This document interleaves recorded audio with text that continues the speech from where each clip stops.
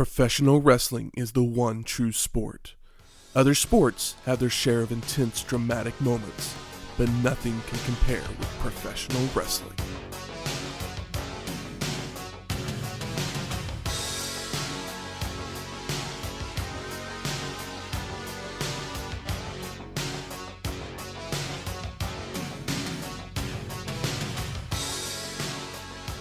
Welcome to Wrestling History X, where two friends get together and talk about the story behind the matches. I'm Matt. And I'm Michael. Welcome to episode 34, Halloween Havoc, 1989. Settling the score. Is it 1-1? 2-2? 7-0? Maybe like -1-0. Yeah.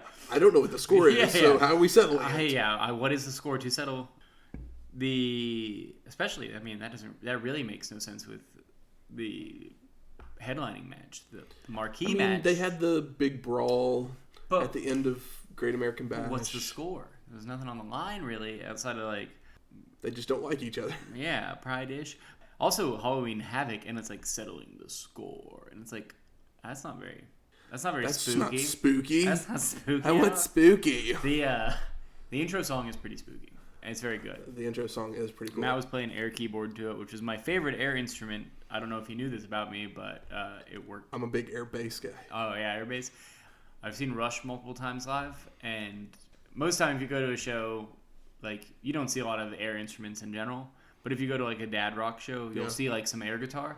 But at a Rush show, you see equal amounts of all three things. Honestly, you see less air guitar than anything else, which is kind of a shame because Alex Lifeson is extremely underrated. But like, you see lots of air drums, lots of air bass, a good amount of air guitar, but like the other two things, you'll even get a little bit of air keyboard as well. Fun fact, I thought about going for the Air Guitar World Championships one time. Oh, really?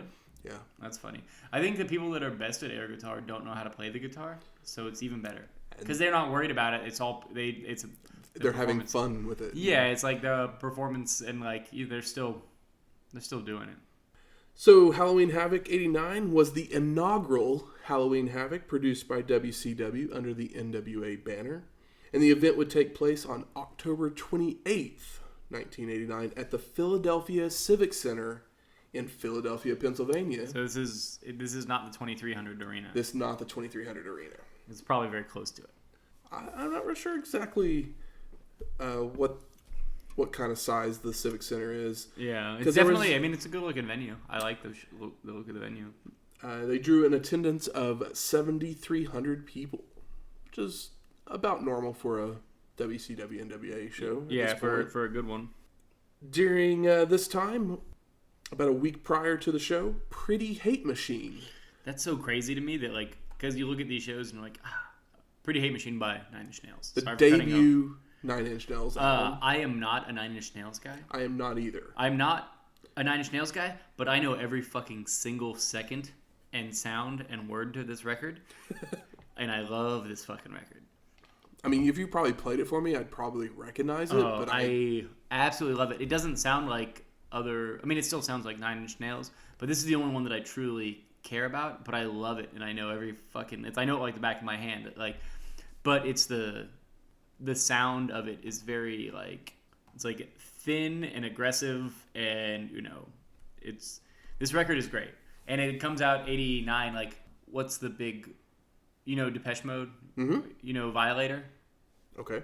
Oh, well, that record is also, like, quote, like, kind of known for doing stuff for industrial music, although this is like way fucking harder, obviously, and it sounds great, and it still has that 80s sound, but it comes out before even like the best Depeche Mode record. Well, when I saw that this album came out, I was like, it came out in 89? Yeah, 89. I was like, that's insane to me. Honestly, there are probably like albums by Nine Inch Nails that people like better, or the ones that it's like, oh, this is their best work, but this is the only one for me, and this album gets me pumped up, and it rules, because like the other stuff doesn't sound quite like this. Listen to Pretty Hate Machine. It is a blast. it's got a lot of energy, and an energy that you can't really get anywhere else. I might have to do that. It reminds me also of my buddy getting my first friend that got a car. He got we would drive around in the winter, in the neighborhood, because we didn't have anywhere to go, and like smoke weed and listen to this record with like the heat blasted but the windows down. It was very silly, and neither of us were big Nine Inch Nails guys. We just really liked this one record. Everyone has that one album. Yeah, it's like there's so many bands that I'm like, oh, this is the record, and it's like I don't think I need anything else. Or I try to get into other stuff, and I'm like fuck, like I think I'm tapped out. I tapped out. I get that. And Jay Ward of Rocky and Bullwinkle fame would pass away a couple weeks prior to the show. He the creator or a voice actor? The head of the production company that made Rocky and Bullwinkle and Sherman's. Yeah. Mr. Peabody and Sherman and everything. Were you a big Rocky and Bullwinkle or? I like Rocky and Bullwinkle quite a bit. I had a friend when I was in elementary school, so like I would say 3rd or 4th grade, and he became like my best friend, and he was like my first friend who had nerdy parents and was into nerdy stuff. Yeah. And that's when I realized that I liked nerdy shit. Like the guy that like showed me, he was also very, very smart for a kid his age. So he was a nerd. He was a total nerd, but like I'm not smart at all. I just like nerdy shit. You just portray one on TV. Yeah, exactly. I'm just a Big Bang Theory. Yeah, but I'm less good at math than they are. But I don't have a script. Anyway, his dad was a huge Rocky and Bullwinkle fan, and he had every single episode of Rocky and Bullwinkle on VHS tape. Wow, that's awesome. Yeah, his house was fun to go to because like his dad would play video games, so he always had the Genesis thing where you like. I think the 32X. He had the 32X, so I'd go over there and play like the X-Wing game on it nice. And stuff. But yeah, that was also where I got introduced to like Star Wars. Like I stayed over at his house and we're gonna stay up and we're gonna watch all 3 movies, and we like got to the end of the first one and passed out because we were like in like 3rd grade, but we were very excited to think that we could pull it off. I grew up.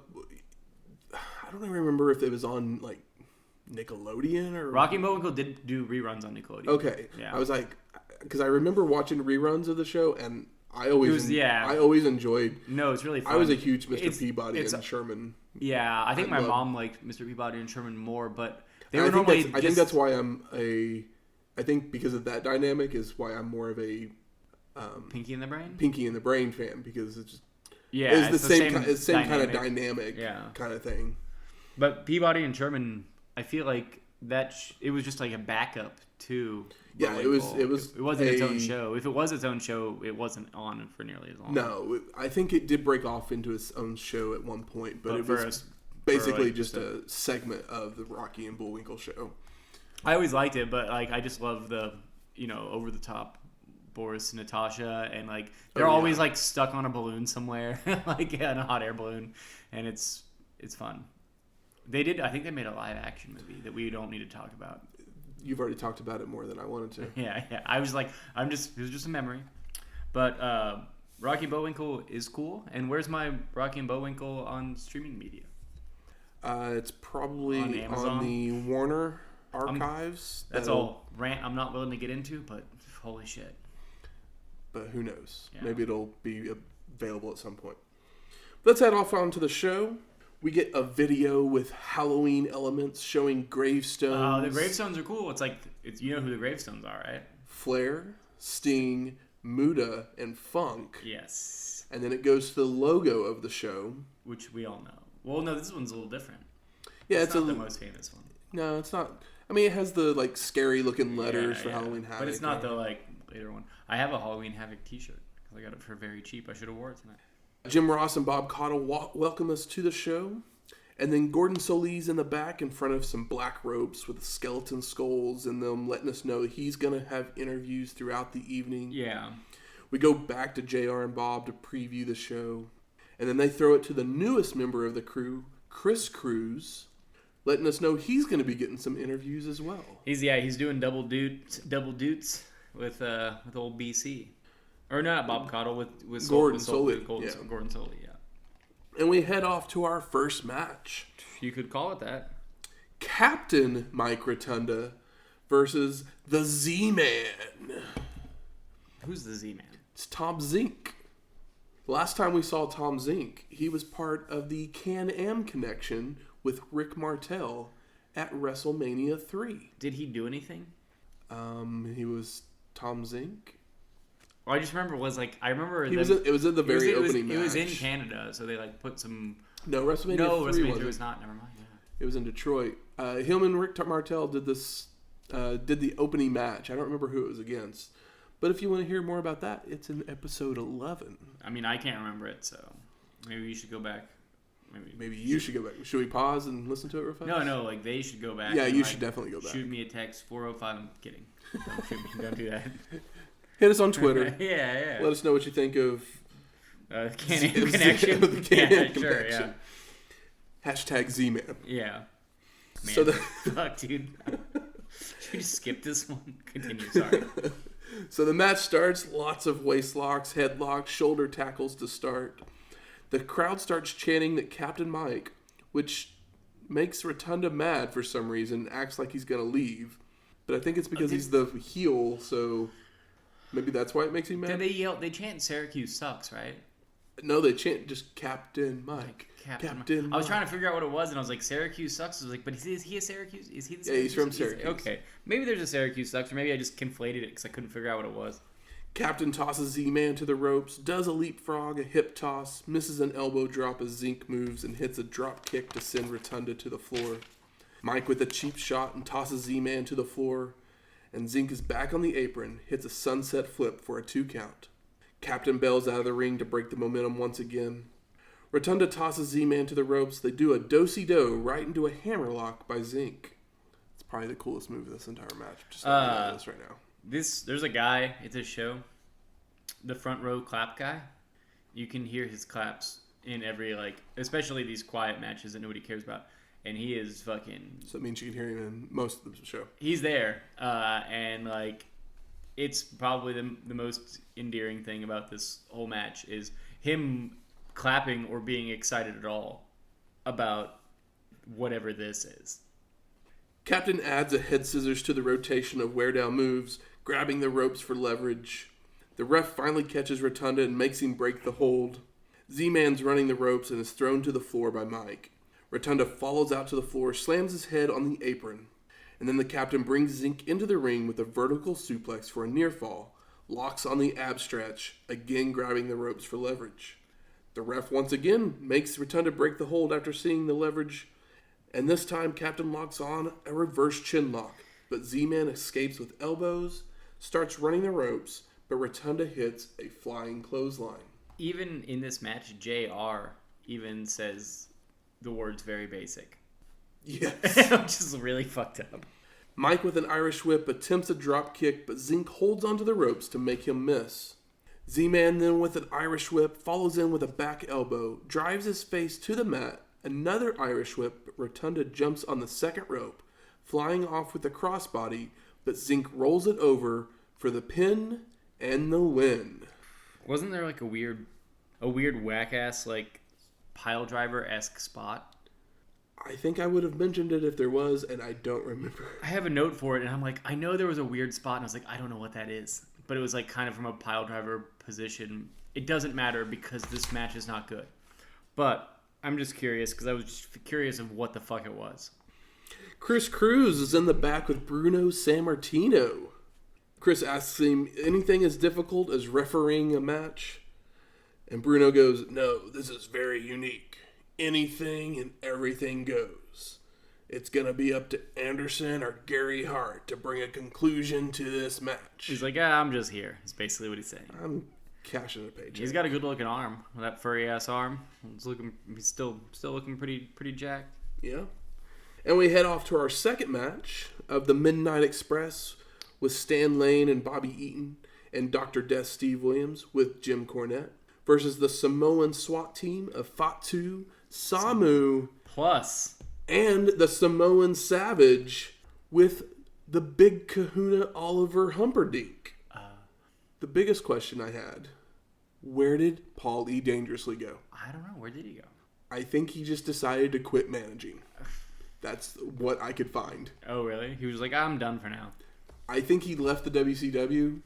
Anything's better than Humperdink, that's for sure. And I was just like, what? I think that was the only thing that was interesting about the Samoan SWAT team for a long time. I think I came across a photo of maybe it was Sullivan and Humperdink, but Humperdink as a wrestler, so he's wearing the onesie. Mm-hmm. It was pretty interesting, and maybe because we will see Woman later in the show. Yeah, but I'm pretty sure that Kevin Sullivan's been teasing this evil thing. But I think long time. But for a long time. But I think that he might have been more evil at some point before that we just did not have on tape. Well, at Starrcade, based on some of the photos and stuff. I think he was doing a devil worshiper gimmick. Yeah, but it's weird because he'll do makeup on his face, but he's wearing yellow trunks and stuff. But there's some photos that are pretty awesome, evil looking shit, and I just haven't really caught a lot of that. But I'll show you some of the photos later. They're neat. So Samoan Savage is the former Tama of the Islanders. Ah. And we last saw him at WrestleMania 4. I was trying to figure out, I was like, I know that I did. I was a fan of the Islanders. A big fan of the Islanders. You were a big fan of the Islanders. Unfortunately, he doesn't island up. No. In this match. Haku kings up. Yes. Tama goes to the NWA. Yeah. He swats down. Yeah. The Samoan SWAT team is actually brought out by some fire dancers. Yeah, that was cool. No, they are swinging the flames. But no, Fatu and Samu are actually swinging. Oh, it was them? I thought it was just dancers. That no, there's they are because there's one where I think Ole Rikishi almost drops the thing, but it's they're throwing the fire. Oh. And I thought it was really weird. I guess I just missed that. Maybe I'm crazy, but I was like, I can't believe that they're throwing the fire. Those are wrestlers.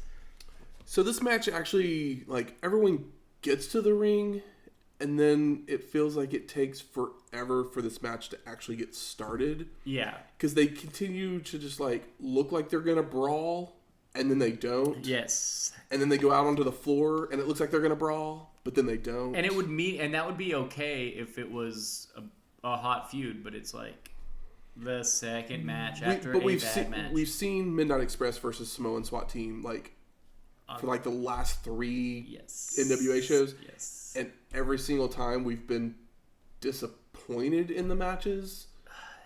It's hard to say that because they're both we great. Both think these teams are good. Yes. Just for some reason them together doesn't click for us. Yeah, it's they're both potentially, they definitely both have the potential, but for some reason they don't click together, which is upsetting because they are very good. They're both very both these obviously both these teams, but the SWAT team can do more than Demolition, but maybe Demolition and Midnight Express would have had a fucking amazing match. These guys just don't really click. Yeah, I don't know what it is, but let's find out if this match clicks better. Where's my Midnight Express Dynamic Dudes match? We might get it sooner than later. Hopefully. So Lane reverses an Irish whip, a back body drops, and clotheslines the Savage out to the floor. And again, an almost brawl on the floor happens between all 6 men. Express with double back elbows on Savage, but the Samoan rakes the eyes of Eaton, and Samu misses an elbow drop. Bobby with slaps, and again, all 6 men in the ring threatening to brawl. Oh yeah, that again? Samu with the Irish whip charges in with a splash, but beautiful Bobby moves for Samu to hit the turnbuckle. Dr. Death is fighting off all 3 SWAT team members. Lane joins in. He clears the ring and the crowd is hot, but I'm not. I'm definitely not. JR mentions Starcade's coming up. JR wants to have sex with Dr. S.D. Williams, which is totally fine, but I don't need to hear. They're best friends. I don't need to hear about it. Bud, chill. I know you want to get your friend over, but come on, man. And during the Starcade, he says it will have the most unique format for a wrestling event ever held. And I was excited when I heard that. And not knowing what it was? Not knowing what it was. You explained it to me earlier. I will not disclose that information here, but it sounds pretty cool. Williams with more right hands. Fatu is Irish whipped, clotheslined. Samu is clotheslined, multiple shoulder tackles to Fatu. Sweet stand kicks to Fatu, toss to the ropes, and goes for a hip toss, which is blocked and reversed into a clothesline by Fatu. Samu with a heel kick, standing drop kick, but Lane fires back to make a tag. Dr. Death with an Irish whip of Samu charges into the corner with a clothesline, rams him into an Eaton fist, a snapmare followed by a leg drop. Beautiful Bobby with a flying clothesline for a near fall on Samu. Eaton's toss to the ropes, ducks a leapfrog, and hits an elbow drop on Samu. Sweet stand running the ropes, ducks a clothesline, and goes for a crossbody, but Fatu catches him, delivers a body slam, and then goes for a jumping elbow drop, but Lane moves. I always love a caught crossbody. Oh, yeah, definitely. Also, JR still putting over his boy, the 108 stitches. That's a lot of stitches. That's a lot of fucking stitches, man. I don't think you can get 108 stitches in your face without your skull being like put back together. I don't even know where you would put those all. Yeah. Eaton goes for a bulldog on the Savage, but is thrown crotch first into the turnbuckle, and the Samoan delivers a jumping foot to the head and tosses him to the floor, where the rest of the SWAT team attack him, crotching him on the guardrail. Fatu with a hip toss of Beautiful Bobby on the concrete before Williams and Lane can roll Eaton back into the ring. The cameras miss a sunset flip by Bobby on the Savage, but Samu breaks it up. And the Samoans start working over Eaton with double teams, quick tags, trap holds, and headbutts. Trap hold? On Beautiful Bobby, who has no trap to save his life. No, these guys, we love the Midnights. Not the biggest body guys. No. I know, they are Sweet Stan looks like a miniature Lex Luger a little bit. Yeah, they're obviously fit. They're fit guys, but they are not bodybuilders. No. Beautiful Bobby fights back with a face plant, but is clotheslined out of the ring. The Savage hits a side slam, goes for a cover, but Williams breaks it up. I love a face plant. Also love a side slam. After a double headbutt, the Savage goes for a pump splash, but Eaton gets his knees up. And Beautiful Bobby's crawling along the ropes to make the hot tag. Dr. Death in with a double axe handle, kicks, clotheslines, power slams to the other Samoans, press slams the Savage onto the rest of the SWAT team. A power slam to the Savage for a 2 count, tosses him to the ropes to hit a shot to the gut, and Lane is in with a half DDT, half neck breaker, a.k.a. a botch. See? Yeah, it's something. Looks like it hurts. Yeah. Goes to hit the other Samoans and comes back to hit an enziguri on the Savage for the pin, but a brawl has broken out. Cornette hits Humperdink with the racket on the apron. Williams and Samu are out on the floor. Fatu and Lane in the corner. Savage comes from behind to hit Lane in the back with a crossbody, who falls into Cornette, and then the Savage makes the cover for the pin and the win. What's really upsetting about all this is that we've got Jim Cornette on the outside of the ring, and we didn't even name drop him until the end of the match. That's just fucking bad match planning. I just hope these two teams don't face each other ever again. Well, there's cool spots in here, but this match is not any kind of cohesive. Because there's plenty of stuff that I'm not invested in this, but they start doing things and they start telling me a story, and whether I'm noticing it or not, I'm invested. That's a big problem with this show in general, I feel like. But we will continue. So Gordon Soley's in the back with Terry Funk and Gary Hart. And Gordon asks Hart, how much are you willing to risk your men in the electrified Thunderdome? And Gary Hart says, absolutely and totally. There is no quitting in the J-Tex organization. J-Tex. Did you get the J-Tex organization? No, I don't know what that is. You got Terry Funk. Uh-huh. You got Great Muta. Uh-huh. Japanese, Texas. Well, I mean, Terry Funk was big in Japan, so I know that's why he's teamed up with Muta. There was actually other people such as Dick Slater. They formed a form of a little bit of a faction. But yeah. There's a thing for it, but Terry Funk looks good. He does. His body looks great. I was like, damn, Terry Funk looks fucking good here. And they say Mr. J will be at ringside tonight, which I never could find an explanation of this. I don't know. Anywhere. Also, they talk about the 10th. They're going to do the 10,000 watt boogie. Funk says we're going to start a new dance craze tonight. Yes. The 10,000 watt boogie. And we're going to get a chicken fried Ric Flair. That's exactly right. It's so good. But yeah, I was surprised. It's like, fucking shit. Funk looks fucking good. He looks really good. He looks better than the last time we saw him. His upper body looks better. Yeah, it looks like he's worked out a little bit. So we're headed off to our third match. The Cuban Assassin versus Wildfire Tommy Rich. It's just one Cuban ass, right? It's just one of them. Tommy Rich is an NWA Hall of Famer. I mean, he actually won the world title. I mean, he's obviously very old here. He's making his comeback to the NWA. Yeah, I feel like it might not be a comeback, more of a show up. He shows up. He's been away for a long, long time. Yeah. But he actually was a world champion at one point, before Ric Flair. But his song starts playing, and it's like this weird acoustic ass fucking bullshit. I don't know. I mean, it might have just been from the thing. But, and then like it's the obvious piss break match. Like, because you can see people just like leaving. So this match starts. The Cuban attacks right away, laying in right hands, head slams into multiple turnbuckles. He does this weird lanky arm shit. He's got a little bit of a weird body. Irish whips Rich, misses a clothesline, and Tommy turns, hitting a big right hand, multiple scoop slams, and an elbow to the top of the head. I've decided that this crowd is just anti-babyface, as they are now chanting, Tommy Rich sucks. Oh, they are definitely doing that. But Tommy Rich is the face. Yeah. That's a thing that, like, I mean, because I think that the whole NWA, like, fandom, once they all start to side with Cornette, and we start getting, like, Cornette chants and Cornette posters, everybody's been fed for so long to the heels on top, because that's been the kind of the business model. Yeah. Like, that they all are turning the heel, and they're all chanting for the heel and rooting against the face, and I think they kind of asked for it in a weird way, but over a very long period of time. Yeah. But Tommy Rich is not doing himself any favors. He does not do himself any favors with this match. But the Cuban Assassin doesn't help either. He's just there. It's just here. It should be a bigger squash, quicker squash. Wildfire reverses an Irish whip to send the Assassin to the corner, who jumps on the second rope and comes back with a crossbody.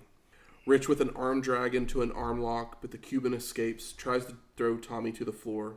But Wildfire stops himself on the apron and delivers a shoulder block and a sunset flip for a near fall. Another arm drag into an arm lock, and sir, you are no Steamboat. No. But the Assassin escapes, sending Rich to the turnbuckle, charges in, but Wildfire moves and the Cuban hits chest first. Another arm drag into an arm lock. Yeah, we know. And boring chants start. Yeah. And I was mentally thinking it in my head as well when watching this. The Cuban hits a scoop slam, goes for an elbow drop, but Rich moves, and guess what he does? Arm lock. Boos galore. Assassin escapes, locks on an arm lock of his own, and Assassin now gets booed as well.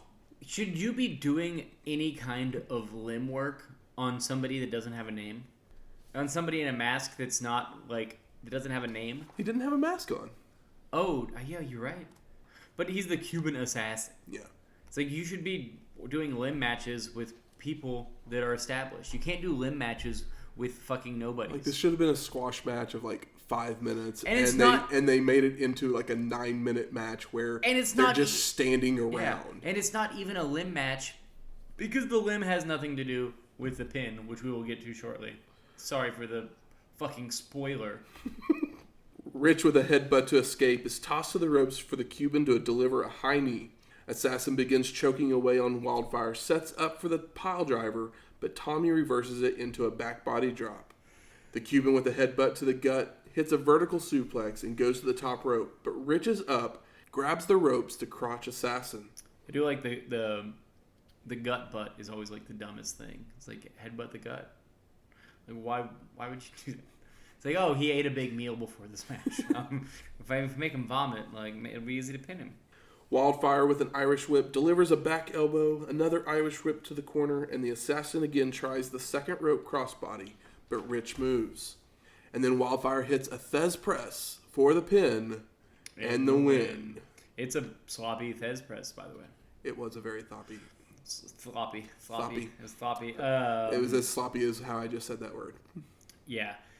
The thing is, like, I don't want to talk about this for much longer after I finish my thought, but Tommy is doing stuff that you would not assume of him based on looking at him. He's just not doing any of it particularly well. He's doing it better than I can do it, better than you can do it, better than some people can do it, but he is doing it. I think the problem is he's working a 1982 match in 1989. I think he does. He's got some more movement than I would have expected. Either way, I've seen because I watched some like old NWA TV around the time of Starrcade 83, 84, and he was on there some, and he looked good, but he's literally doing the same exact stuff. Yeah. So like this is his match. It's like, we just work my match. And so, like I said, I think he's working an 82, 83 it's match and not an 89 match. Was it arm drag chin lock? Is that what it is? Arm drag into the arm lock. Arm drag, arm lock, arm drag, arm lock, arm drag, arm lock, Thez press, win. So Gordon Soley's in the back with the Freebirds, and Jimmy Garvin and Michael P.S. Hayes give an excellent promo, but they didn't really say a whole lot of anything. Yeah, what did they... I think they say something about, like, so many women, not enough time. Yeah, it's good. He does make a reference to Prince at some point, Sign of the Times. So, yeah, it's good. I unfortunately think I was just bored to death from the Rich match that, like, even the Freebirds couldn't get me going again. It's hard. You're, like, 25 minutes in, and you saw nothing good. So, it's hard. But do you get the Freebirds? And who are the Freebirds about to face? So we're headed off to our fourth match. The dynamic dudes of Johnny Ace and Shane Douglas with Jim Cornette versus the fabulous Freebirds of Jimmy Garvin and Michael P.S. Hayes. Freebirds get some pyro. Pop, pop, pop, pop. Yeah, I know. I was like, damn, pyro entrance for the Freebirds. And once again, this crowd loves the heels as the Freebirds get a huge pop. Dynamic dudes do not get any pop in this. Even Jimmy C couldn't get him a pop. Dude, dominant dudes do come out and they do their kid gimmick again, where they like pull a kid out of the ring and like high five him and stuff, because they did like the frisbee spot. Previously. They had their skateboards back with them. Hayes is in the ring. He does some strutting and moonwalking before they get started. P.S. running the ropes. Douglas with a leapfrog and Hayes with a sunset flip for a 2 count, and then a swinging neckbreaker by Shane. Garvin and Ace exchanging right hands. Jimmy reverses an Irish whip, misses a clothesline, and Johnny leapfrogs a ducking Garvin and hits a dropkick. Ace has a wrist lock on Jimmy, and Douglas leapfrogs Johnny to land on Garvin's arm. The dudes continue working on Jimmy's arm until Garvin escapes by slamming Shane's head on the turnbuckle, but Douglas reverses an Irish whip and delivers a back body drop. Hayes has Shane in a wrist lock, but Douglas grabs the ropes and does a 360-degree flip to reverse the wrist lock, and then Johnny comes off. It's fucking cool. It's a good spot.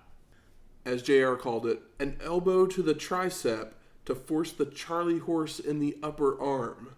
Whatever. But the spot where he's like in the wrist lock and he grabs the rope and then for leverage, it's very good. Yeah.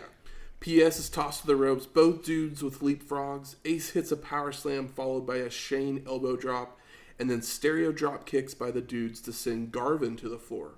Douglas tosses Hayes to the ropes, ducks his head, but moves as P.S. goes for a kick. Again, Hayes is tossed to the ropes, Ace with a leapfrog, a face plant, and an elbow drop for the near fall. Johnny has Garvin in a side headlock. They keep getting close to the Freebirds' corner, and Ace is kicking away Hayes' hand until P.S. gets in the ring. Ace hits a drop kick. Hayes charges at Ace, who delivers a back body drop while still holding on to the side headlock.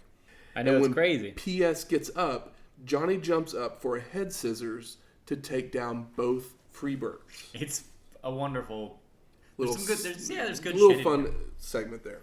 Garvin tosses Ace to the ropes. Johnny sidesteps Jimmy, rolls him up with a schoolboy for a 2 count, but Garvin kicks out, sending Ace right into a right hand from Hayes, and Jimmy hits a back suplex. Garvin with a kick and a knee to the head to send Ace to the floor, where PS delivers a cheap shot on the outside. The Freebirds are working over Johnny with punches, back body drops, clotheslines in the corner, and Hayes goes for the DDT, but Ace blocks it and crawls to the corner for the hot tag. Douglas with the back body drop, multiple drop kicks, and a double noggin knocker to both Freebirds. Ace delivers a double clothesline, and Dudes with the double high knees to PS to send him to the floor. They go for the wipeout, which is a double team slingshot back suplex, but Hayes grabs Johnny's foot, and Garvin lands on top of Shane for the pin and the win. We finally get a match that does something. Yeah, we do. And for some reason, it's still not good enough, which is fucked up. I know. Because it's a good match. It's fucking, like, all 4 of these guys are great. They're all absolutely great. And, like, P.S. Hayes does the dancing stuff. The crowd is into it. Their commentators are selling the match well. And it's great. It's just like, holy shit, you started with such a low point that I'm like, okay, I need even more. Like you dug a hole, and I'm just now getting back to like... it's like, oh. Okay. It's like you dug a hole, you threw me in it, and like, now I'm trying to climb out of it, but you're just like dumping water into it. I'm like, shit, man. So Chris Cruz is in the back with the Steiner brothers, and Scott says, when there are no rules, no anything in the ball game, you're playing our game. Scott ends up stumbling over his words multiple times during his promo here. And don't you just wish that Rick had the microphone? Did you like this Rick Steiner promo? I didn't like it as much as the other ones, but I love him so much. I don't know why. I love him so much. It's not great. I seriously still think that promo that you hate, that I love, is legitimately fucking great. His talking here is better than his brother's. You can't argue that. No, because Scott stumbles over his words way too many times to be much of any help at all.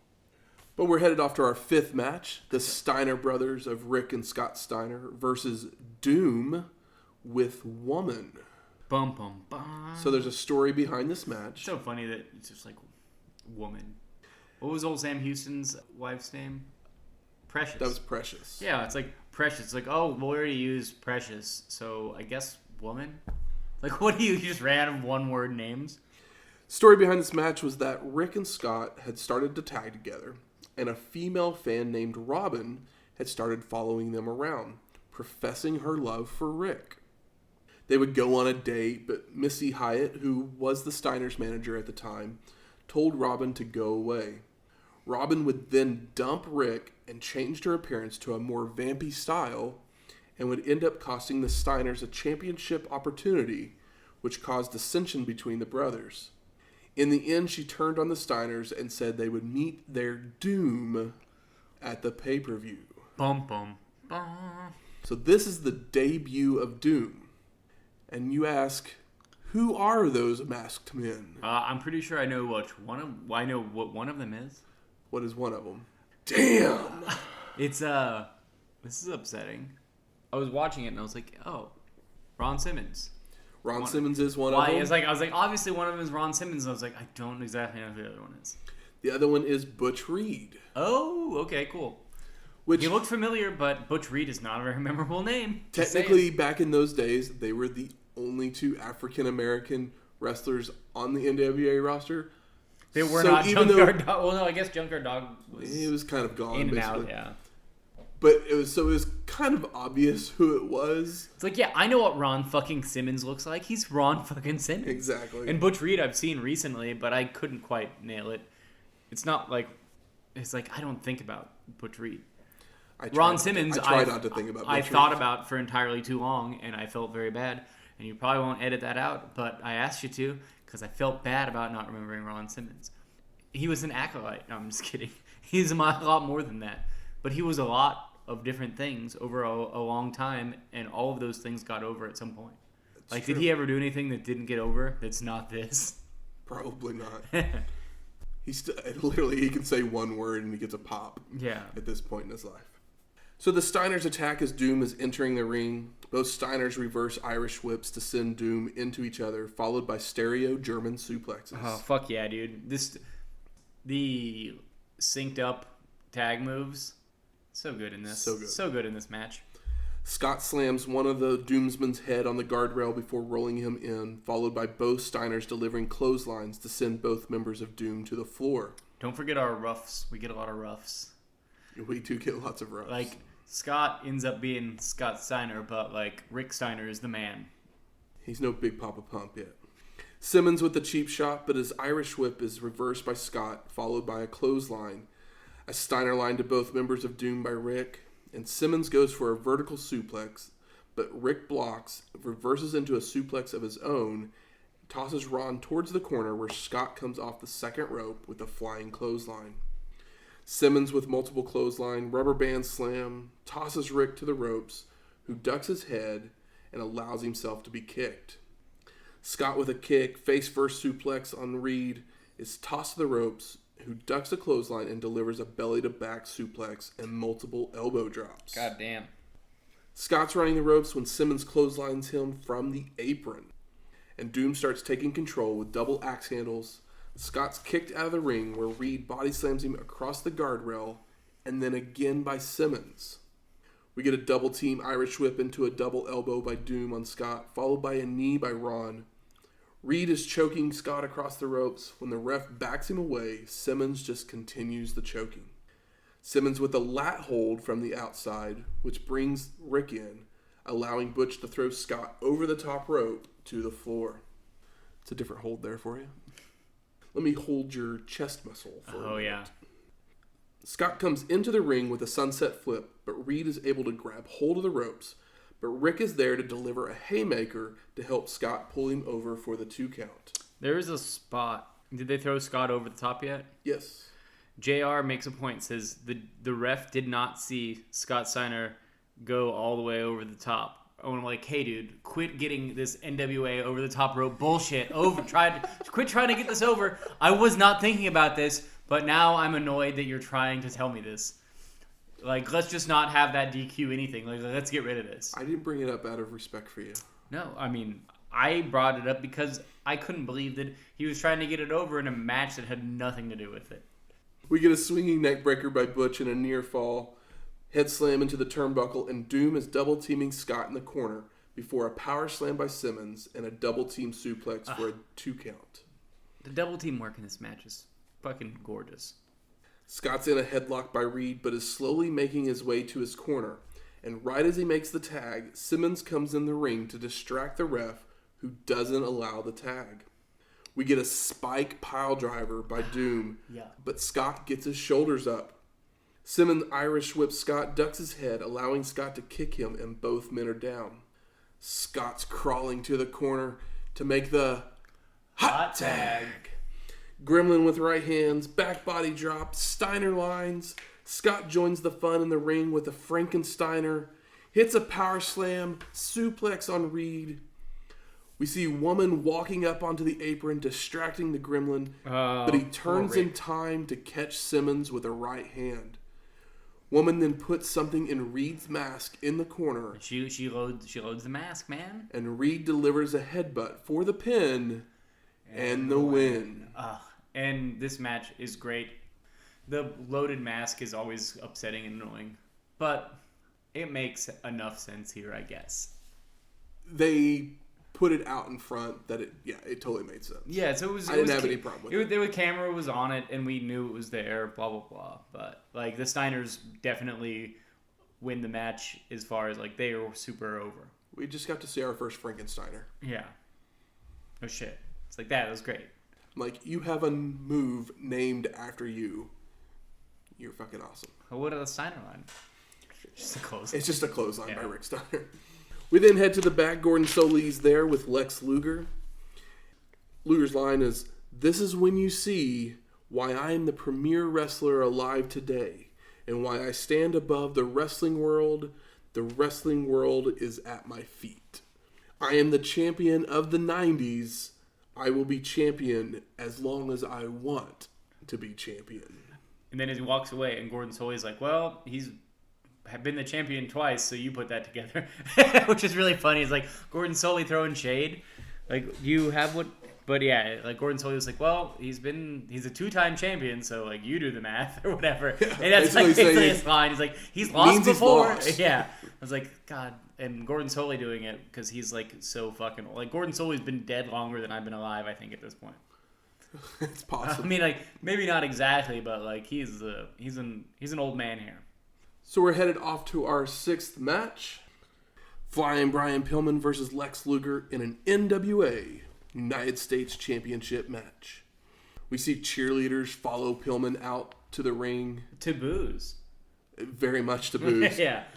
Because once again, this Philly crowd is weird, and Luger gets probably the biggest pop so far of the night. Yeah, it's opposite day where like NWA has been doing heels over faces, and that's been their like style. Whereas like WWF, it's always been like faces have belts.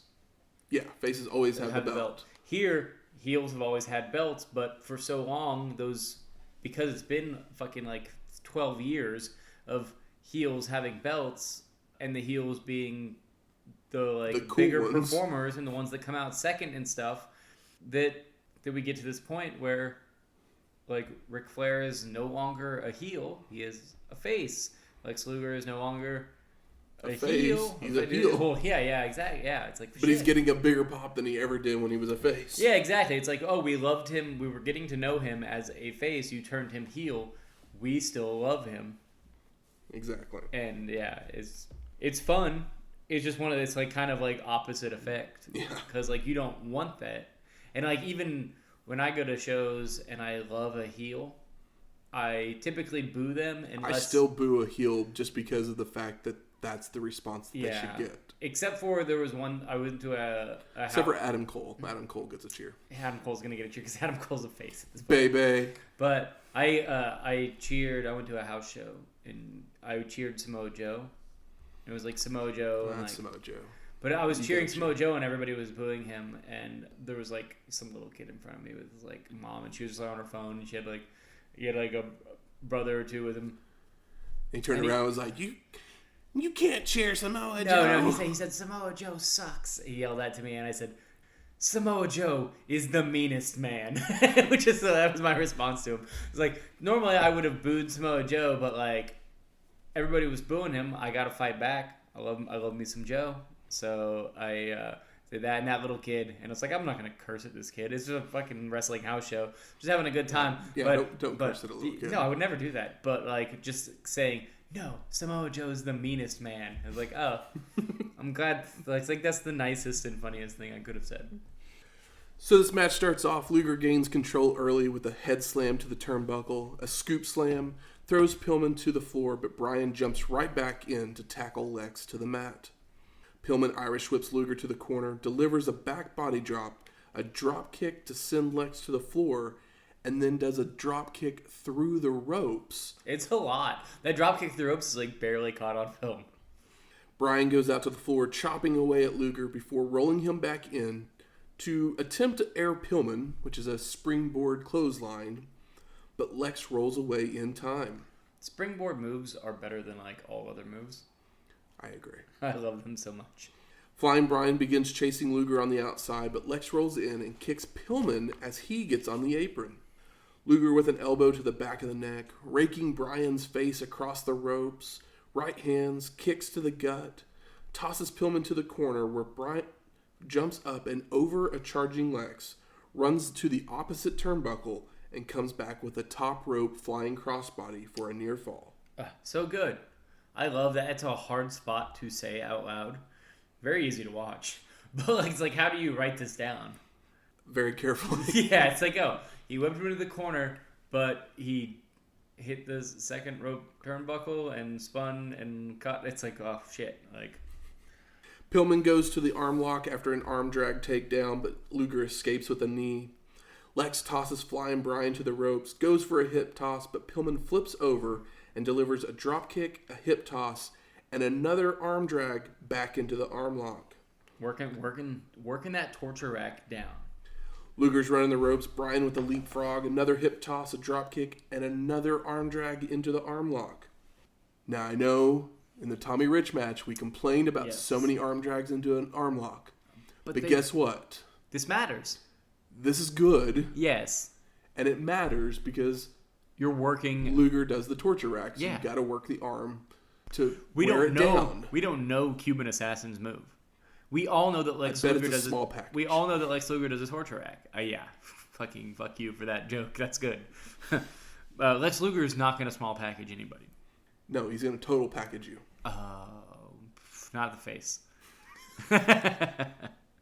We see Pillman's cheerleaders out in the crowd trying to get the crowd behind Brian. Too late. That's only going to make you look more heel. It's not happening. Forcing people to like you is a bad idea.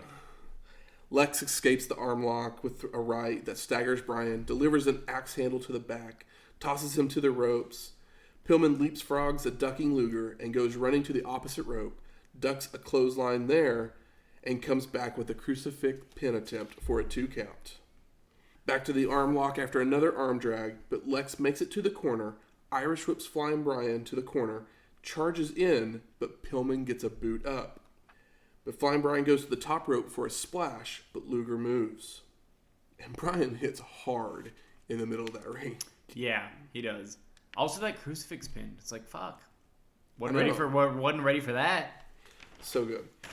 Lex tosses Pillman to the ropes, hits an upsy-daisy face-first plant. He kind of just like lifts him up and then just drops him down, face first. We get a rubber band slam, begins to taunt the crowd. Another Irish whip to deliver a clothesline. More taunting. Flyin' Brian fighting back with chops, tosses Luger to the ropes, ducks his head, allowing Lex to hit a knee and multiple clotheslines. Lex is kicking away, elbows to the back of the head, stalling vertical suplex. I love the stall, man. It's something about that. It's like you're holding them up, and it's like a little bit of the shake. It's a little bit of the strength. And all the blood rushing to the head. Even the blood rushing to the head isn't even part. And it's just like the visual is so good. It's like you're holding on by their like side of their pants and or their trunks or whatever, and the grip is strong, and it looks good. Multiple elbow drops, tosses Pillman to the floor. Flyin' Brian's back up on the apron. Luger hits a clubbing forearm across the chest, but Pillman with a shoulder block and a sunset flip for a near fall. Lex charges in for a clothesline that Brian ducks, sending him flying to the floor. Once back in the ring, Pillman with mounted punches in the corner, but Luger powers out with an inverted atomic drop, sets Brian up on the top rope, and begins to ascend the ropes for a superplex. But Lex is pushed off, and Pillman stands up on the top rope to hit a sunset flip for a 2 count. So many sunsets. Does anybody win with a sunset flip? We haven't seen one in a while. Like anybody that's not Dragon. Chops, tosses Luger to the ropes, hits a flying back elbow. Flyin' Brian Irish whips Lex to the corner, delivers a back body drop, goes for another air Pillman, and hits it. Woo. Goes for the cover for the Luger gets his foot on the ropes. Reverse neck breaker, Brian up to the top rope again, misses a missile drop kick as Lex moves. Luger tosses Pillman to the ropes, misses a clothesline. Brian comes back with a Thez press, but Lex catches him, falls backwards for the rubber band flapjack, makes the cover for the pin and the win. And I love when people go out to the ring without any managers, especially at this point in time. There's always a manager. The manager keeps going out there, and here we have like Brian and Lex, and they're just there. I really like this match just for the sheer fact that Pillman gets a lot of stuff in. Yeah. Luger sells for him. Yep. And he makes Pillman look like a threat. Good threat. So if they have another match, because like most people would see these two guys and go, yeah, Luger's not losing this match. Yeah, and he doesn't lose the match, but he also wins it in a like contest. You know what I mean? Mm-hmm. He doesn't win it on a fluke or some bullshit. He wins it in a like legitimate contest. We go to the back. Chris Cruz is there with the Road Warriors and Paul Ellering. And Hawk says, "We've been underdogs all of our life." And I literally went, "You have? You have, yeah."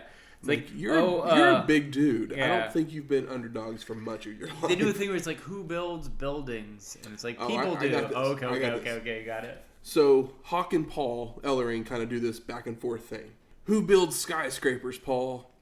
People do. Who tears them down? People do. We're a couple people that are going to reduce them to rubble. All right. It was good. Yeah, it was good. It was pretty cool. It was fun. It was fun. So we're headed off to our 7th match. The Skyscrapers of Dan Spivey and Sid Vicious with Teddy Long. They dropped the N and the Y. He used to be Danny Spivey, right? I mean, they probably still call him Danny at some point. Yeah, they dropped it to Dan because, like, also, Spivey is, like, the worst name, and I hate it.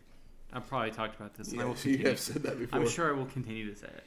Versus the Road Warriors of Hawk and Animal with Paul Ellering. Before this match started, I thought earlier in the show they advertised it as a Skywalkers match, and I was like, no, we can't have guys this big doing a match that boring. Oh, God, no. Yeah. I swear, I hope I never see a Skywalkers match again. Shit. Yes, I agree completely. So there's a little bit of a story behind this match, as the Road Warriors were still mad at Teddy Long for costing them the World Tag Team titles in the match, basically, that we didn't get to see, where Teddy Long turned heel. Yeah. We've been watching this happen. We know that we love Teddy, the ref. We're digging Teddy here, but I kind of wish he kept that long ratty hair. Because he kind of like gained some weight and cleaned it up. I like my ratty Teddy Long that was like playing to the audience. He's still playing to the audience. He's definitely still playing to the audience. Just a different way. Yeah. And obviously, if they're mad at Teddy Long, what's the best way to get back at him but to beat the team that he's managing? Yeah, of course. So that's why we have this Skyscraper Road Warriors match. And Teddy Long comes out. He has some kind of key in his hand. He got a key to the city or something. Foreshadowing, right? Yeah, it looks pretty cool. Why not? To be honest. I mean, key or loaded mask? Let's go key. Yeah, it's cooler. Looks better. Makes more sense. Easier to see on television and easier to see in a live setting. We see Hawk and Sid nose to nose or nose to forehead before the match starts. Like, fuck, we know the Road Warriors are big badass motherfuckers. Yeah. But they look small. They look like junior heavyweights compared to... Yeah, it's like them next to the Skyscrapers is kind of like Brian Pillman, extremely jacked. Yeah. Very fit. But Lex Luger has like fucking 4 inches on him. Who is also extremely fit and super jacked. And this is kind of the same thing where it's like, oh, Road Warriors to Skyscrapers is kind of like Pillman to Luger. Granted, I guess nobody in this ring looks as good as either of those guys. No. Definitely none of them are as handsome as Brian Pillman. Definitely not. No. We see a dude in the crowd with a Road Warriors mask. It was kind of frightening. The mask. It was a mask. It wasn't. Yeah. His face wasn't painted. It was a mask. It's not a good-looking mask. No. Match starts and Animal reverses an Irish whip from Spivey, delivers a clothesline that is no-sold, and then Animal comes off the ropes, delivers another clothesline to take Dan over the ropes, but Spivey just falls to the mat and rolls to the floor. Hawk comes off with an axe handle as Animal has a wrist lock. Spivey and Hawk with multiple no-selling of shoulder tackles until the Road Warrior hits a flying shoulder tackle that sends Dan to the floor. Hawk's tossed to the ropes, ducks a Sid clothesline. It actually looks like he just missed, but Hawk did a good job covering for him. Yeah. Turns and hits a clothesline of his own that only knocks Vicious down for a second. Like we were talking about Zeus no-selling. This match is all no-selling. Yeah, it's like a little less blatant. I mean, it's blatant, but it's not as like insulting. You know what I mean? This is a strong style match right here. Yeah, it's a chop fest. Exactly. Hawk is tossed to the corner. Sid charges in for a splash, but Road Warrior moves, and Vicious hits shoulder first on the turnbuckle. A double team Irish whip of Sid to hit double back elbows by the Warriors to knock Vicious to the mat, but he's right back up. Bum, bum, bum. Animal is Irish whipped to the ropes by Vicious, ducks a clothesline, and hits multiple shoulder blocks that are no-sold. Did you see that fucking ring shake? Yeah. Dude, we've already passed it, but I think it's Animal gets whipped, and the ring, like, shakes in an upsetting way where you're like, holy crap. It moves, like, a full 6 inches, like, whoa, whoa. And I'm like, holy crap, man. Blew my mind. Sid charges in for a clothesline, but Animal ducks, hitting some shots to the gut, and delivers a flying shoulder tackle to knock Vicious to the floor. Hawk's back in, challenges Sid to a test of strength, where Vicious overpowers the Road Warrior to the mat, but Hawk fires back, hits a monkey flip, and a clothesline in the corner. Yeah, his return to that TOS was nice. Yeah. It's like, oh, cool. It's like, oh, yeah, you're losing this. But his fire-up was, like, believable enough. Animal dominates Spivey for a moment, but Hawk tags in and gets caught in the corner. Sid takes Hawk down with a hip toss, but the Road Warrior reverses into a head scissor, which Vicious kips up out of. Yeah, like he kip up. Let me say that again. Vicious kips up out of a head scissors. Yeah. Delivers a clothesline and a helicopter slam. This is really upsetting, and it looks awesome, dirty. But it looks like I said, it looks violent. Like when you say dirty, I'm like, no, that looks like that he could have been very hurt. Yeah, if you don't land perfectly. Yeah. It's like, and man, when you're flinging off of someone's shoulders like that, like you're spinning and trying to make sure that you land back first. Yeah, on some 2x4s, this is all gamble. Spivey with a side slam tosses Hawk to the ropes, who delivers a clothesline, but Dan is up with a baseball slide to send the Road Warrior to the floor, where Vicious power slams Hawk onto the guardrail. Once Hawk is back in the ring, Spivey hits a stalling vertical suplex, and the Skyscrapers hit an Irish whip assisted clothesline in the corner, followed by a knee in the corner by Sid. The crowd's trying to fire up Hawk, but Vicious is too much, and the Skyscrapers continue to work him over. And what's weird is, like, we get Road Warrior pops, we get Spivey boos, but we also get Sid chants. Yeah. So it's like, what the fuck do you guys want? Spivey goes for a suplex, but Hawk reverses it into one of his own, but the Skyscrapers stop him from making a tag. Hawk picks up Sid to make it close enough to make the tag, but I assume Spivey or Long did something because the camera doesn't catch it. Yeah. Because the ref doesn't allow the tag, forcing Animal to get out of the ring, giving the Skyscrapers more time for double team maneuvers. Dangerous Danny with a splash in the corner goes for his second one, but Hawk gets his boot up and hits a clothesline. Finally makes it to the corner for the hot tag.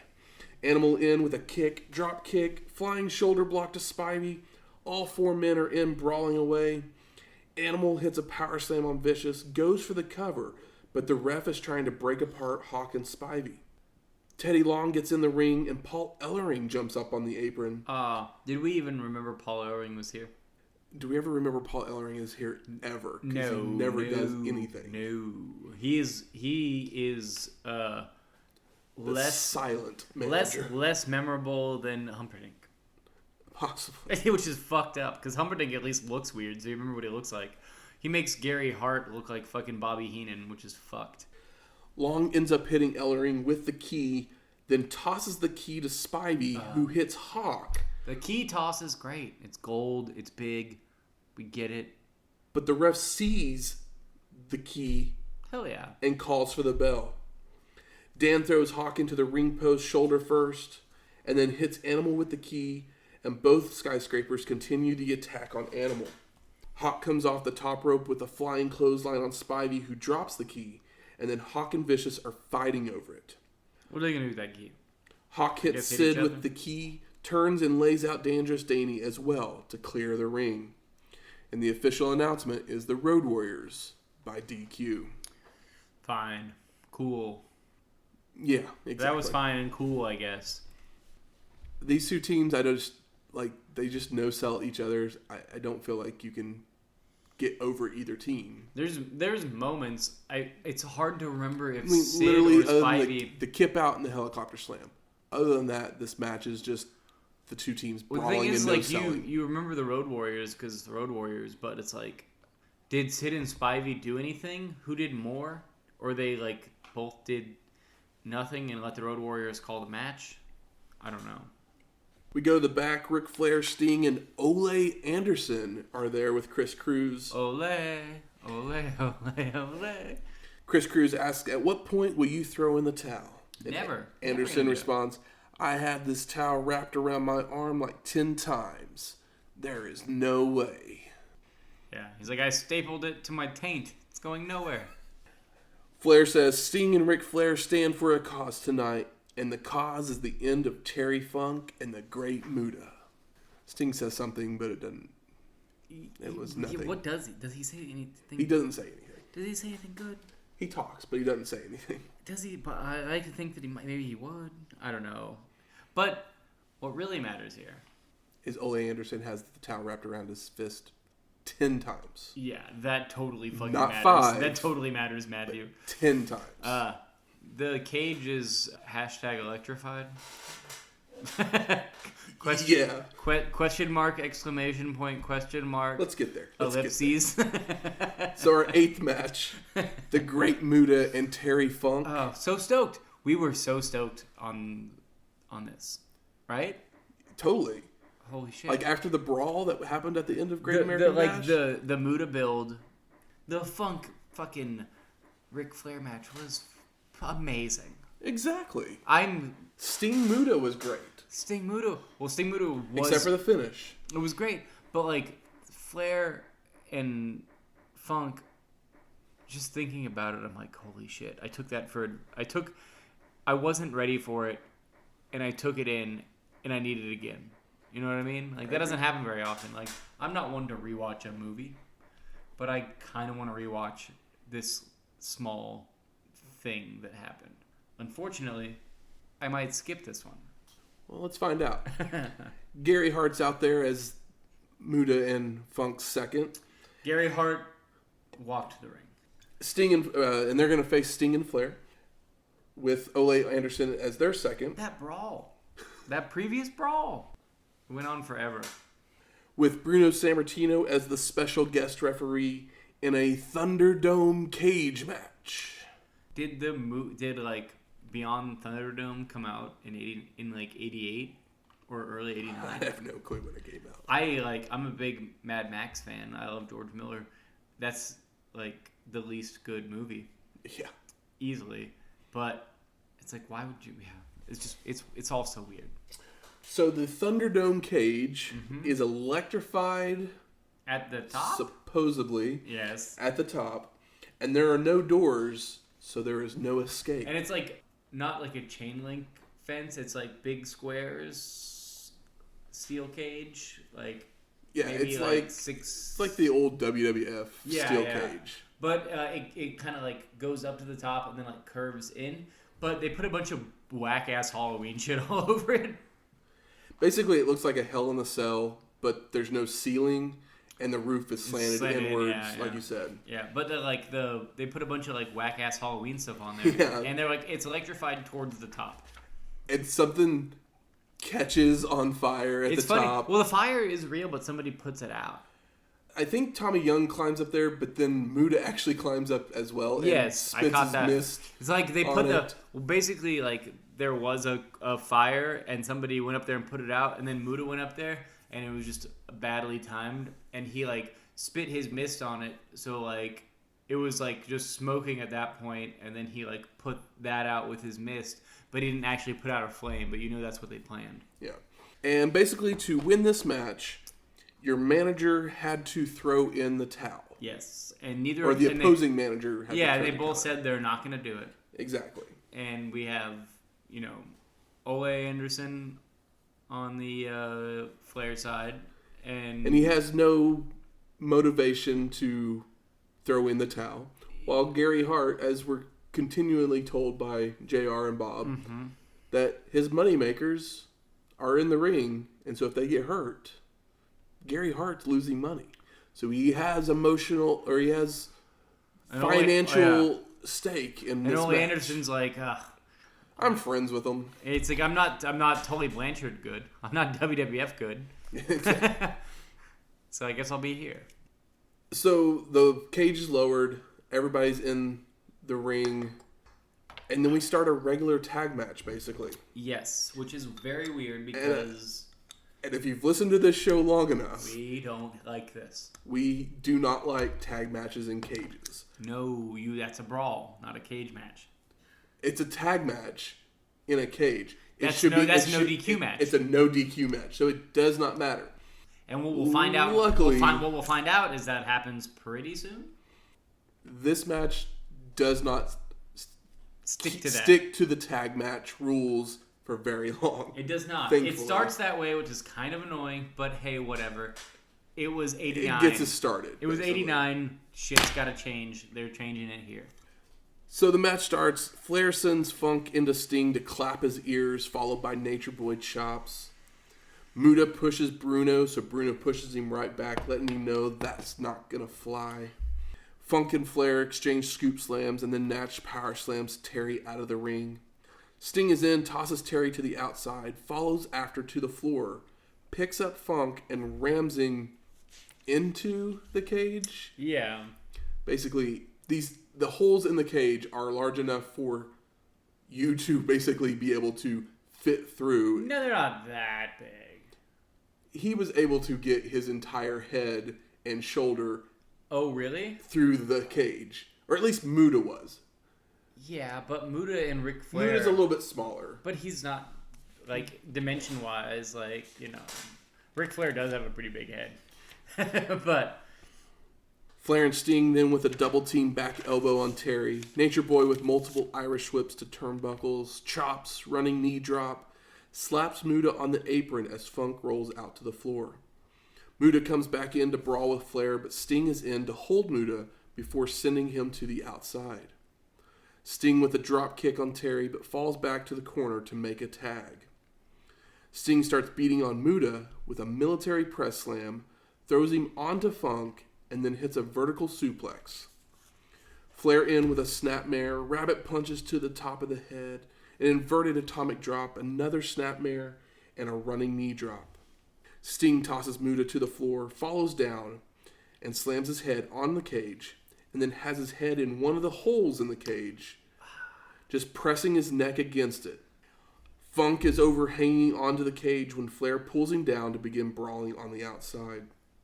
Sting and Muta back in the ring, Muta with punches to the gut, Funk back to the corner with clubs across the back, Muta with a snapmare, jumping elbow drop, leg drop, throws Sting to the outside. Muta then draws Flair into the ring, where Nature Boy starts choking Muta until a rake of the eyes. And then Funk is working over Sting on the outside, choking with his boot. Muta and Flair have made their way to the outside of the ring, Natch chopping away at Muta until Terry comes over with a right hand, throwing Rick into the cage. Muta hits Sting with a vertical suplex in the middle of the ring, and Funk and Muta hit multiple elbow drops until Flair is able to throw Muta from the ring and begins to pound away and give a vertical suplex to Funk. Sting is tossed to the ropes, ducks a spinning kick, hits a faceplant on both Muta and Terry. We then get a rubber band slam on Muta by Sting, Flair with an atomic drop into a Sting clothesline, and he goes to lock in the Scorpion Deathlock, but Funk makes the save. Terry head slams Sting into the turnbuckle, Muta with a kick, and Bruno can't get Terry out of the ring, so he literally waves at Flair to be like, hey, come deal with this. It's weird because, like, this feud is pretty hot, and this match is not bad, but it's also really sloppy. It's very sloppy. It's like, oh, they're, like, doing stuff, and they're doing a lot of stuff, and you're talking about this stuff, and it sounds more interesting than when I watched it, which is really fucked up. Like, you're talking about it, and I'm like, man, maybe I should watch that again. And I don't know if that's fucking true. It's not a great match. The four amazing men in that ring. Exactly. But it's a gimmick match that's not done.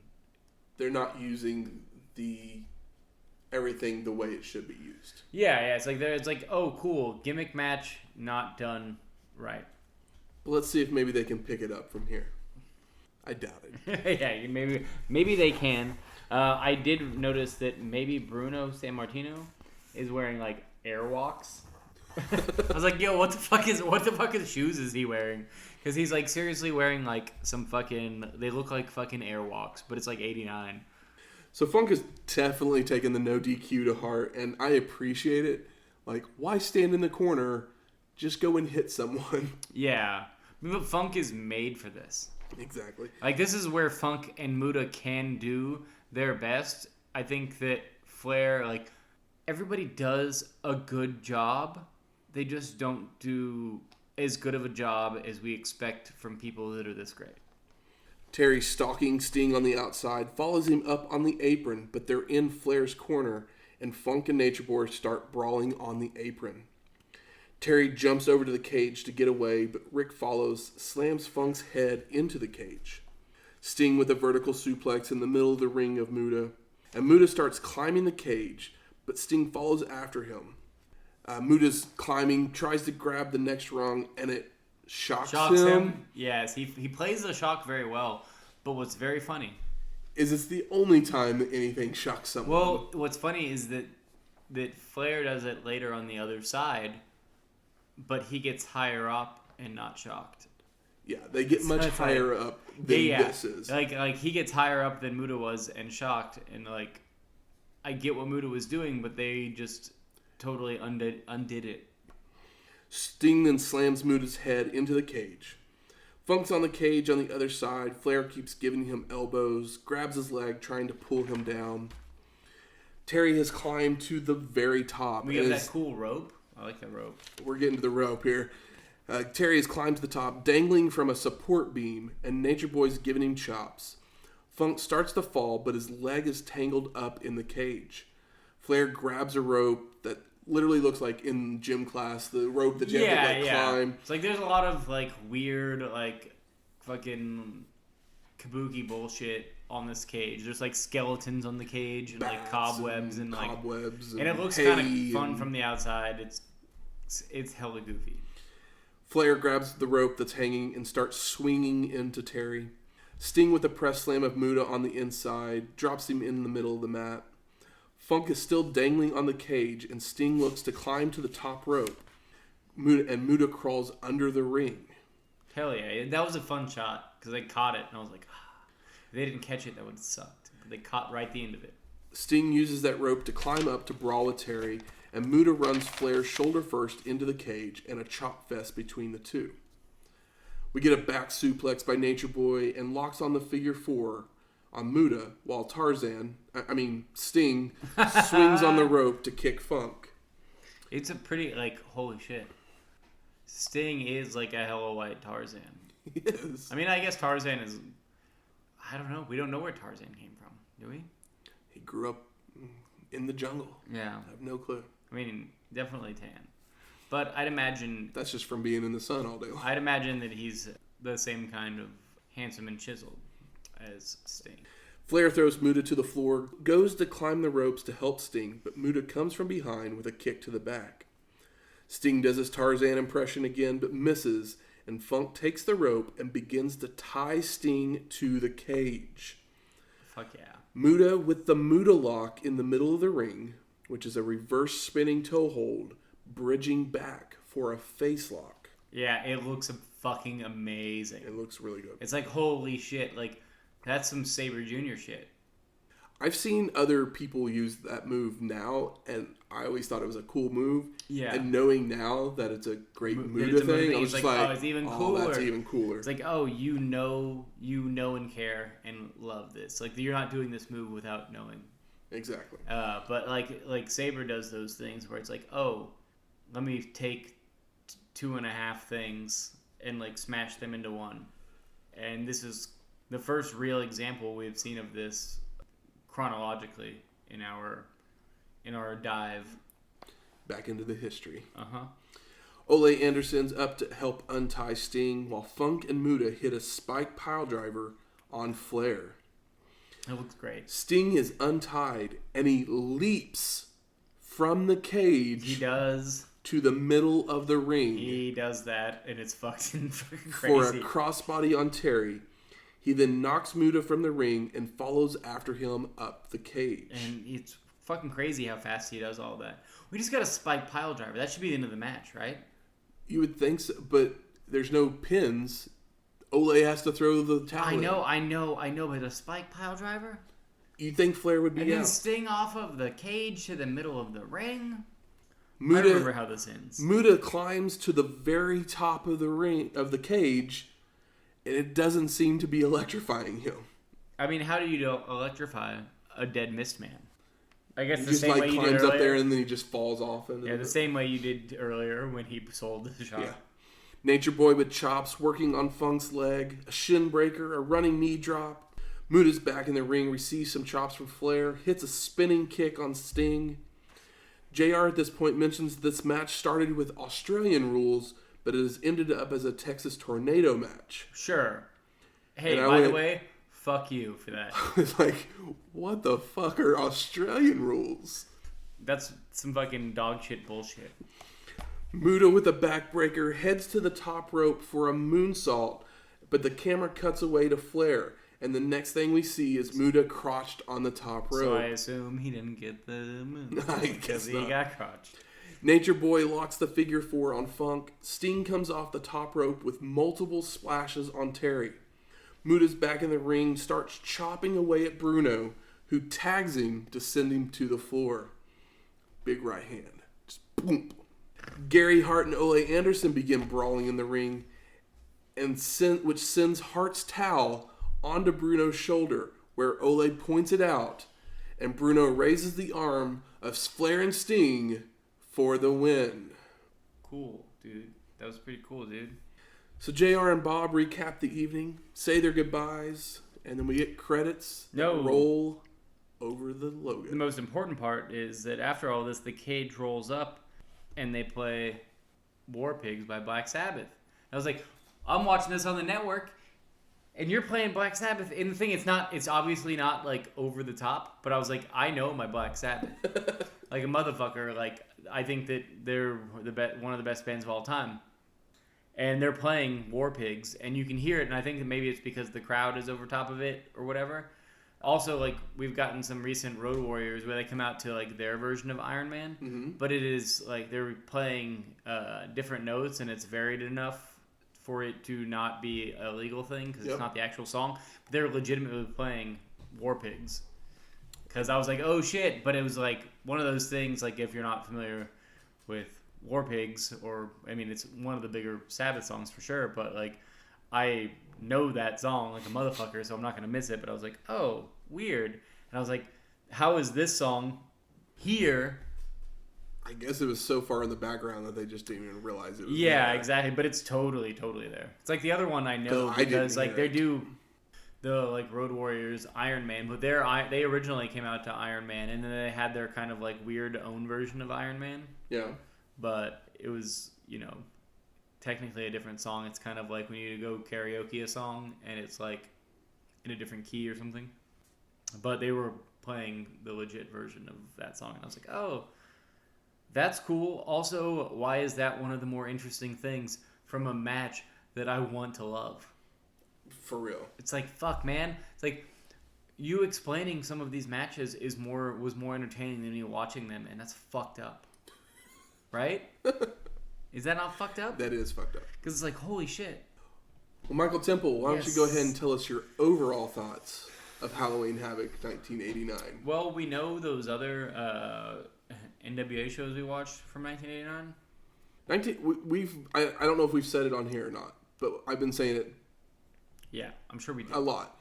But 1989 was WCW's year. Well, it's the first. It's still kind of like NWA or WCW presents NWA. Yeah, but you know what I mean. But yeah, no, totally. And that's also kind of one of the special things about it is that it's not straight WCW. This show is ass compared to the other shows. Yes, completely. Which just sucks because those other shows were so fucking good. And there's a couple good matches in here. What are the couple good matches to you? The Steiner Doom, and the Lex Luger Pillman. Steiner Doom, Lex Luger Pillman. The Midnight's not as good as I want it to be. The main event. I have issues with the main event. I think that it fucking sucks, and I don't want it to suck. And that's. Well, here's the question, I guess, about the main event. Yeah. If they had the production of WWF. Yeah.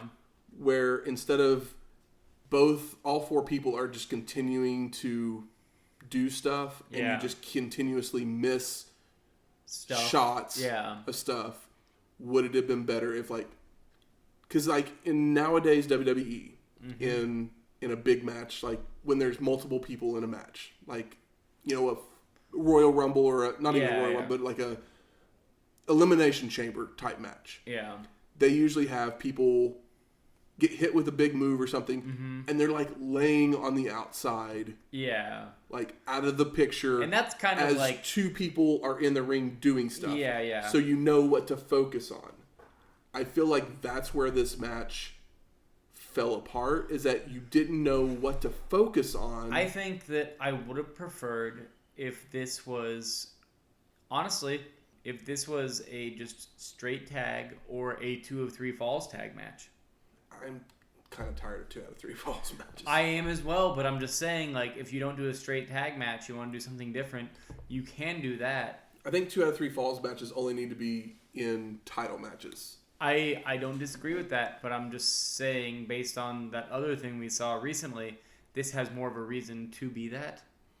The chaotic nature of the main event fits what they were going for after the brawl at Great American Bash. Yes. It just doesn't get to the point where it's good. I think it could have just been a straight fucking cage match and would have been better. I mean, you may not agree with me, but I would literally think that if they would have not focused on all 4 people at the same time. Yeah. But, like, the thing is, like, their matches are not as produced, so they have their spots and stuff. Because the ending of the match is pretty good. Yeah. Because we see the Sting leap from the cage. Yeah. But they're not we see the Muta lock. They're not working for television the same way that people start to, I don't think. I mean, at this point, you need to be. Yeah, that's the thing. Yeah, but I mean, I still think it's evolving. I mean, so I don't know. The splashes onto the figure 4, which are great. Yeah. Because that tells, we're wearing out Funk over and over again with the figure 4 and everything. But Gary Hart and Ole just, like, all of a sudden jumping in the ring. Also, like, them throwing in fucking towels is whack. We need, like, a more significant win. Yeah, I didn't like the concept of the match to begin with. Yeah. And I knew the way that they finished what concept do I want, though? That does make sense, though. Yeah. Because neither one of them are legitimately going to throw the towel in. Yeah. But if Ole hits Gary Hart... I get it, but it's just like... I don't want them... Why did they jump in the ring? Why did Gary Hart get in the ring? The hard part for me is, like, I don't love this, but I don't know what I would prefer. So it's like, what do I actually want? And I'm like, fuck, like, what is the better idea for these 4 guys, like, this 2-on-2 match? What is the right answer? And, like, I don't think that this is it, but I also really can't come up with something that's much better, which is kind of fucked up. Considering the, like, stakes and, like, the What feud. stakes were there? Well, no, the stakes of the feud, you know what I mean? It's not stakes like a match, but, like, you can't just have a regular tag match, like you said. I mean, I think you could. I would prefer that, but I think that you need something a little bit more because we're talking about big guys and they just brawled. So, like, I don't even think you need the cage for this. Yeah. That's why I did the 2 or 3 thing. Like, I would prefer just a regular tag match because I think a regular tag match would be better. I just understand why they didn't do that because... having the cage be electrified. Like, why are you telling me it's electrified when it's not? It's just too much. That's dumb. It's just too much stuff. I would have preferred just a regular tag match. I think I would have. And if the tag match ended in a like schmoz, that's fine because we can continue because you got 4 fucking bad motherfuckers here. Exactly. And like a match between any of these 2 guys is great. Like Funk Sting, Funk Muta, Rick Sting, Rick Muta, with either of those guys on the Two outside. of them were on, like, Funk and Muta are tagged or in a faction together, so they're not going to wrestle each other. No, that's not like no. And Sting and Flair are faces, so they're not going to wrestle each other. So. Yeah, but like you have the two guys with their singles, and they have the other guy on the outside, and like you could make this longer, but this just not the most. It's just not done very well. I mean, the first half of the show. I mean, we've complained about the main event, but the first half of the show super slow, tedious. Yes. Don't watch it until. Like, literally just watch the Pillman Luger match and the Steiner Doom match. Yep. If you want to watch the main event, what's fucked up is I can see watching it for like the sheer, seeing four greats go at it. The last match, that last headlining match, set up this match to where it should be so fucking hot, and like I guess it was hot. It just wasn't very good. Like, people were hot for it. It just wasn't a very. I think there was just too much going on. Because I literally was like, this match is hard to follow. Yeah. And people just kept either being thrown out of the ring and then crawling up the cage, which I'm like, why would you crawl up the cage if you can't escape? And it's electrified. Yeah, they're doing like crawl cage spots, yeah. I mean, Muta climbs under the ring. Mm-hmm. For what? I don't know. The next second, he's back out and he's brawling with Ric Flair. Him crawling into the stage is almost a high spot. I was just in a match with a bunch of. I totally expected him to like hide under there for a little bit and then all of a sudden pop back up when everyone's in the ring or something. Yeah. I was just like, it's obviously not very well laid out, and they're like, okay, well, like we built this up well. And now we have this whole thing. We'll figure it out in the ring. And they didn't figure it out in the ring. They did not figure it out in the ring. You know, we've got the rest of 89. Good. Where's the smart marks at? There. All right. Fuck you. I think it's time for us to smark it up. So what are the best moments of the night? Shit. Well, I've said it a bunch of times already. Air Pillman. Pillman and the Steiners, man. The Steiners fucking killed it. I mean, I guess we can kind of even throw the Dudes and the Freebirds. It's not a... Dudes and Freebirds... Not a bad match. Dudes and Freebirds has its moments, but it's more fun moments as opposed to, like, match moments. Whereas, like, Steiners is, like, all the moments are fucking match moments.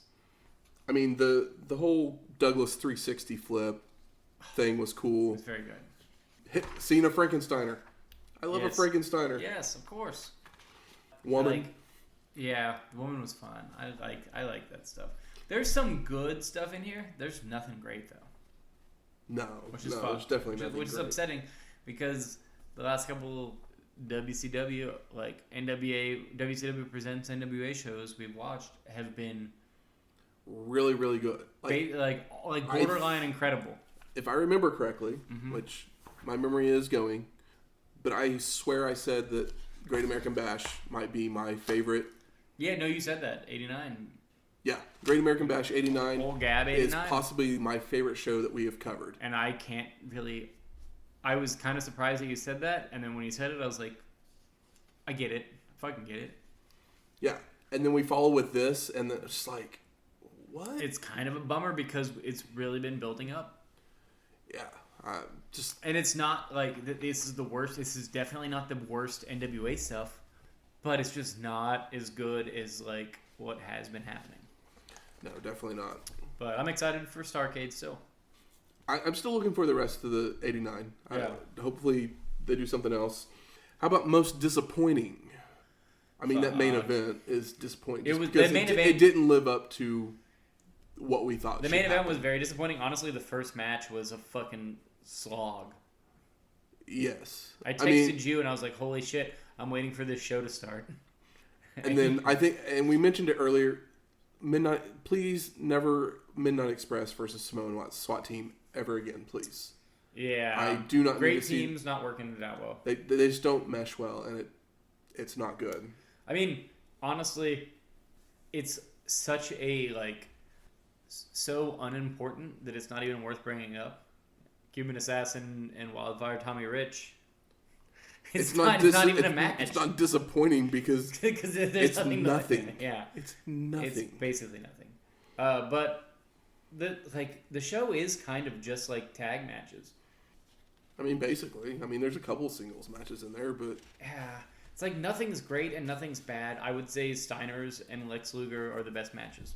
Easily. Oh, easily. Easily. So, watch those, but, if you've watched any of the previous 80 stuff from 89, you're going to want to see that headlining match no matter what. Yeah. So, like, you just watch it, but heads up, it's not that great, unfortunately. How about best performer of the night?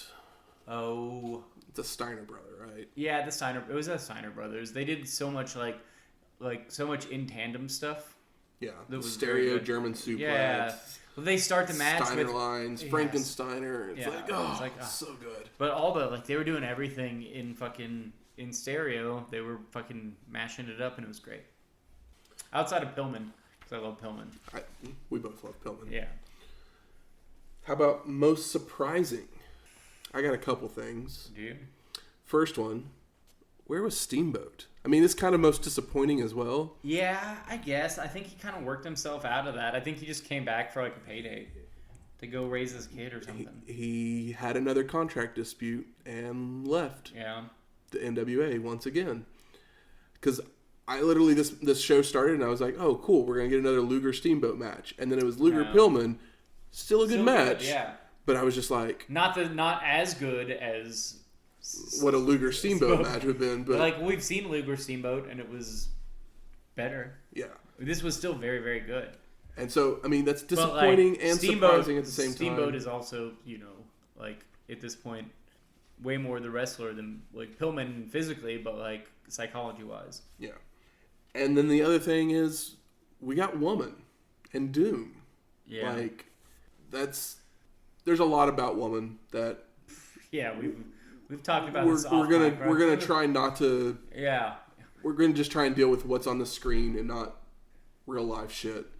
But Woman, I felt, was great in her role here. She was very, like, it was one of those, like, her, like, facial acting, like, everything, like, she was definitely a part of the match in a bigger way than a lot of managers are. And even the camera work on her was, like, more impressive than, like, they don't ever put the camera on Jim Cornette the same way. I wouldn't want the camera on Jim Cornette the same way. I mean, either. He's obviously not nearly as attractive by any means. Yeah, but because Woman is very attractive. Yeah. Also, it was very surprising. I was like, oh, that's Ron Simmons. Ron Simmons. Obviously, early in this episode, I was like, well, I can't remember his name. But as I was watching the show, I promise you, I was like, that's Ron Simmons. Butch Reed, did not notice, but I also didn't look it up. And now for a look back even further into the history of wrestling. The dusty finish. Lou Thesz was again the NWA World Heavyweight Champion, even if it was disputed. On November 14th, 1957, Thesz would be defeated by Dick Hutton in Toronto, Ohio, to become the 5th NWA World Champion. Dick Hutton, born in Amarillo, Texas in 1923, would join the Army and be a veteran of World War II. He would also attend Oklahoma A&M, now better known as Oklahoma State, where he would be a 3-time NCAA wrestling champion. He would make his professional debut in 1952 after being trained by Ed Strangler Lewis and would wrestle all over the world. Dick Hutton would be champion for 421 days. Next week, Clash of the Champions 9, New York Knockout. All right, 9. Well, the last one we covered was 6, right? Correct. Damn. So we're gonna have another. I think the main event's a Flair Funk match again. Oh, so I'm down for that. So we're gonna have a little bit of continuation of that feud. I'm totally into that. And music from this week's show is the theme song from Halloween Havoc '89. If you play air piano, then you'll feel you're gonna love that song. And Flair got the win, so we're gonna hear once again some Spach Zarathustra by Strauss. And you can always go out there, rate and review us on iTunes, Stitcher, Google Play, or wherever you find your podcasts at. can email us at wrestlinghistoryx@gmail.com if you have any questions, comments, concerns. Or you can always find us on Twitter at WrestlingHistoX. That's Wrestling HISTOX. We'll talk to you next week.